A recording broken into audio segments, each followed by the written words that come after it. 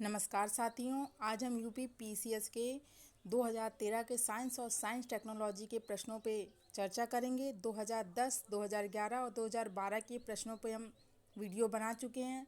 उनमें करंट के बहुत ही 1 या 2 क्वेश्चन थे, लेकिन 2013 से करंट का जो रेशियो है बहुत ही बढ़ गया। लगभग साइंस और साइंस टेक में लगभग 8 से 10 क्वेश्चन हमें देखने को मिले हैं। पहला प्रश्न है, किस स्तर से अधिक की ध्वनि जो है खतरनाक ध्वनि प्रदूषण कहलाती है? तो इसका ए है 30 डेसिबल, बी 40 डेसिबल, सी 60 डेसिबल और डी 80 डेसिबल। तो इसका राइट आंसर होगा डी, यानी कि 80 डेसिबल से जो अधिक की ध्वनि होती है वह खतरनाक ध्वनि प्रदूषण के अंतर्गत आती है। WHO यानी कि वर्ल्ड हेल्थ ऑर्गेनाइजेशन ने 1972 में असहनीय ध्वनि को प्रदूषण का ही एक अंग माना है। और इसके कारण क्या है? तीव्र गति से बढ़ती हुई जनसंख्या, यातायात, उद्योग व शहरीकरण ये सब क्या है? ध्वनि प्रदूषण के प्रमुख कारण हैं। और इसका प्रतिकूल प्रभाव लगभग सभी प्राणियों में देखा गया है। ध्वनि की तीव्रता को डेसिबल में मापा जाता है। अगर ये क्वेश्चन पूछे तो कि ध्वनि की तीव्रता को किस में मापा जाता है, तो डेसिबल में मापा जाता है। और मनुष्य जो है 20 हर्ट्ज से लेकर के 20,000 हर्ट्ज तक की फ्रिक्वेंसी यानी कि ध्वनि तरंगों को सुन सकता है, जिसे हम श्रव्य तरंगे कहते हैं। जबकि WHO के अनुसार आवासीय क्षेत्र में दिन में ध्वनि जो है 45 डेसिबल, आवासीय क्षेत्रों में दिन में जो ध्वनि है वह 45 डेसिबल तक होनी चाहिए, तथा 80 डेसिबल से अधिक की जो ध्वनि होती है उसे खतरनाक ध्वनि प्रदूषण माना जाता है। प्रश्न नंबर 2 है, टेलीविजन के दूरस्थ नियंत्रण के लिए किस प्रकार के विद्युत चुम्बकीय विकिरण का उपयोग किया जाता है? ए अवरक्त, बी पराबैंगनी, सी दृश्य या डी उपयुक्त में से कोई नहीं। तो इसका राइट आंसर होगा ए, यानी कि अवरक्त। दूरस्थ नियंत्रण यानी कि रिमोट कंट्रोल जो आजकल के टीवियों में है रिमोट कंट्रोल, उसके द्वारा बिना तार के लगभग हम 5 मीटर तक की दूरी से किसी इलेक्ट्रॉनिक उपकरण जैसे कि टीवी हो गया, एसी यंत्र, कूलर, पंखा आदि सभी को नियंत्रित कर सकते हैं। ये इनमें सब में किसका प्रयोग किया जाता है? तो अवरक्त तरंगों का प्रयोग किया जाता है। प्रश्न नंबर है 3, वायुमंडल में उपस्थित ओजोन द्वारा निम्नलिखित विकिरण अवशोषित किया जाता है? ए अवरक्त, बी दृश्य, सी पराबैंगनी या डी सूक्ष्म तरंगे। तो इसका राइट आंसर होगा सी, पराबैंगनी तरंगे। सी जे राइट आंसर। ओजोन परत जो कि यानी स्ट्रेटोस्फीयर समताप मंडल में मुख्यतः 15 से 30 किलोमीटर की ऊंचाई पर अवस्थित एक वायुमंडलीय परत है, जो कि सूर्य से आने वाली जो हानिकारक अल्ट्रावायलेट किरणें हैं उनको अवशोषित करती हैं और जीव समुदाय विशेषतः मानव को त्वचा कैंसर और अन्य गंभीर बीमारियों से बचाती हैं। गौरतलब है कि CFC यानी क्लोरोफ्लोरोकार्बन जो है ओजोन परत के क्षरण के लिए प्रमुख उत्तरदायी गैस होती है। और CFC का जो प्रयोग जो है वह रेफ्रिजरेटर, एयर कंडीशनर, स्प्रे आदि में होता है। प्रश्न नंबर है 4, पीने के पानी को शुद्ध करने के लिए निम्नांकित गैसों में से किसे प्रयोग में लाया जाता है? ए सल्फर डाइऑक्साइड, बी क्लोरीन, सी फ्लोरीन या डी कार्बन डाइऑक्साइड। तो इसका राइट आंसर होगा सी, बी क्लोरीन। पानी को शुद्ध करने के तरीकों में एक प्रमुख तरीका क्लोरीनीकरण भी है। इसके द्वारा पानी को साफ करने की यह जो प्रक्रिया है ये बहुत ही पुरानी प्रक्रिया है। इसमें पानी के रंग व सुगंध में भी परिवर्तन हो जाता है एवं इसका जो खर्च भी होता है वह बहुत कम होता है। और यह पानी को हानिकारक बैक्टीरिया से बचाने के लिए हम किसका प्रयोग करते हैं? तो क्लोरीन का उपयोग करते हैं।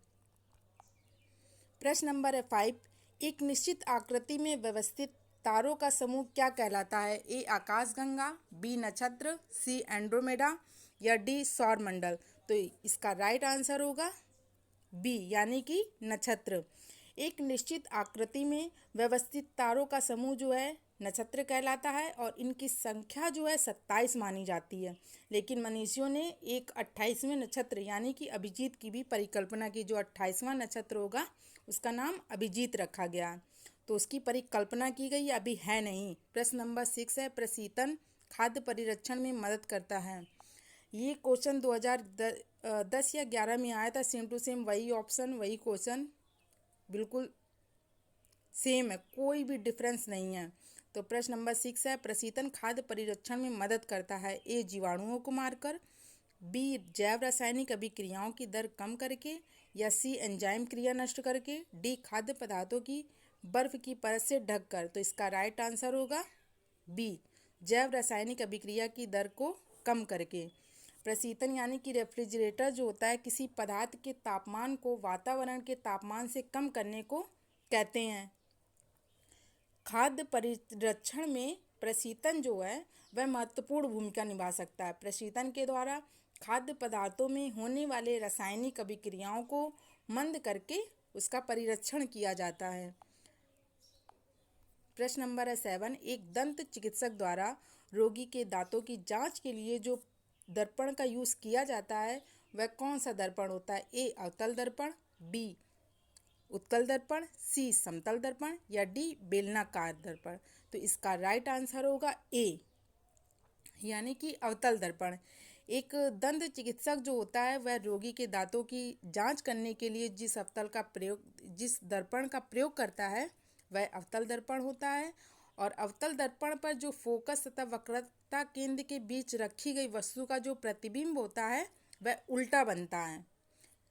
साथ ही इस दूरी में रखी गई वस्तुओं का जो प्रतिबिंब होता है वह समान या बड़े आकार का बनता है।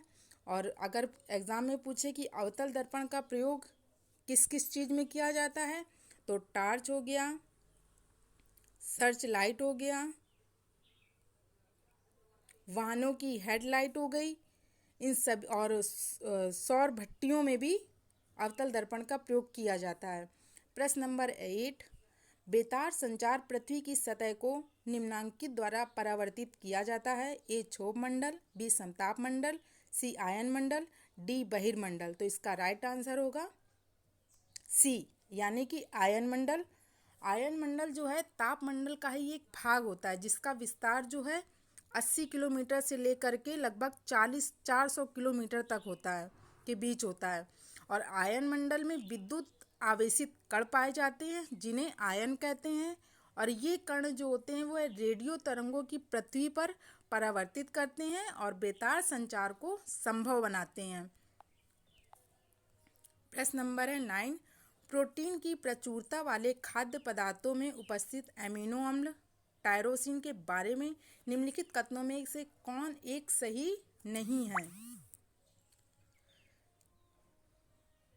पूछ रहा है कौन एक सही नहीं है। ए, यह ऊर्जा के स्तर को बढ़ाने में सहायता कर सकता है। बी, यह भावात्मक और पर्यावरणीय दबावों का सामना कर सकता है। सी, यह उदासी से लड़ सकता है। या डी, यह बुढ़ापे के लिए उत्तरदायी मुक्त मूलों के विरुद्ध रक्षा कर सकता है। तो पूछ रहा है कौन सा एक सही नहीं है। तो इसका राइट आंसर होगा डी, यह बुढ़ापे के लिए उत्तरदायी मुक्त मूलकों के विरुद्ध रक्षा कर सकता है। तो प्रोटीन जो है यह छोटे यौगिकों से बना होता है जो अमीनो एसिड कहलाते हैं, जैसे टायरोसिन या 4 हाइड्रॉक्सी फेनिल एलिन।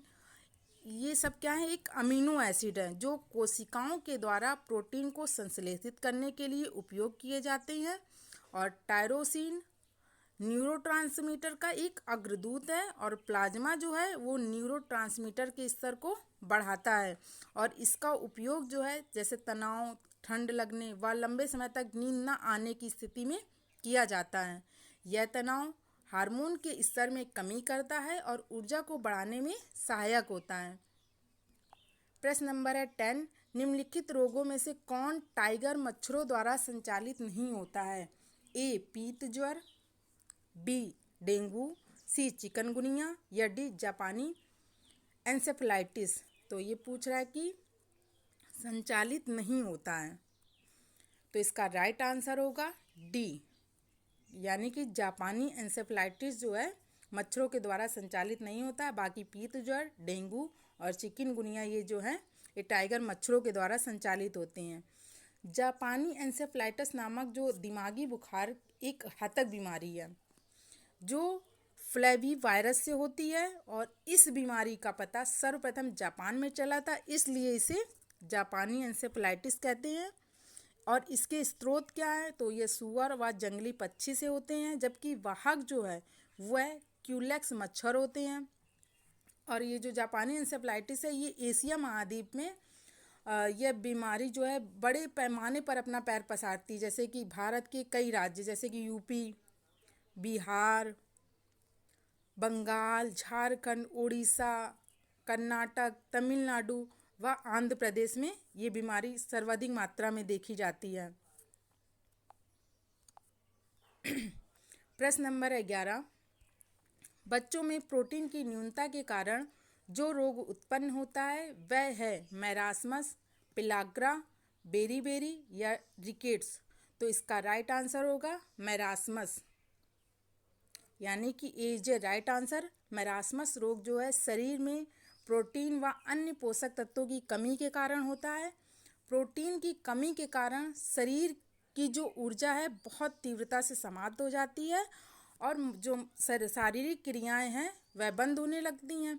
विश्व में 5 वर्ष से कम आयु के लगभग 2 करोड़ जो बच्चे हैं वह कुपोषण के शिकार हैं। इस रोग से जो व्यक्ति का वजन है लगभग 60% तक घट जाता है और उनकी जो ऊतक व पेशियां जो होती हैं वह स्पष्ट रूप से दिखने लगती हैं। प्रश्न नंबर है 12, सूर्य के प्रकाश के अदृश्य भाग से प्रकाश संश्लेषण किया जाता है। कुछ ए वृक्षों के द्वारा, बी कवक के द्वारा, सी बैक्टीरिया के द्वारा या डी फफूंद के द्वारा। तो इसका राइट आंसर है सी बैक्टीरिया के द्वारा। सूर्य के प्रकाश के अदृश्य भाग से प्रकाश संश्लेषण जो है वह कुछ बैक्टीरिया के द्वारा किया जाता है। ये रहे 12 जो साइंस और साइंस टेक के प्रश्न हैं और लगभग 8 से 10 क्वेश्चन, ये मान लीजिए कि 22, 20, 25 का रेशियो हमेशा साइंस और साइंस टेक के क्वेश्चनों को रहा है, जिनमें से अभी 10 जो थे लगभग करंट के क्वेश्चन थे, इसलिए उनको सम्मिलित नहीं किया क्योंकि जिस समय आप एग्ज़ाम दे रहे हैं उस समय की जो करंट है उसको पढ़िए। Thanks for watching the video.